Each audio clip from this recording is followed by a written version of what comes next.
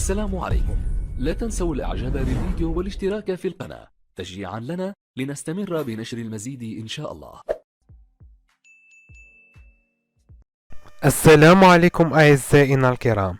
أطلق رئيس البرلمان الجزائري إبراهيم بوغالي تصريحات نارية تنطوي على تهديدات عسكرية للمغرب، قائلا إن جيش بلاده جاهز للرد على المملكة المغربية، وذلك في رده إعادة طرح مسألة الحدود بين البلدين والمطالبة بمغربية الصحراء الشرقية. إبراهيم بوغالي رئيس مجلس الشعب الوطني الجزائري الذي يعتبر رجل ثالث في الدولة الجزائرية، ردا على ما اعتبره حملة إعلامية مغربية تدعى حق الرباط في جزء واسع من الأراضي الجزائر الغربية.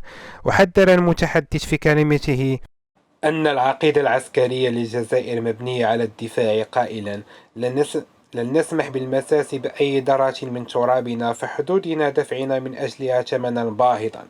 كلام المسؤول الجزائري جاء إثر الخريطة التي نشرتها مجلة ماروك إبدو في غلافها الأخير، والتي تضم أجزاء واسعة من الجنوب الغربي الجزائري للمملكة، مع عنوان يشير إلى أن هذا هو أصل المشكلة.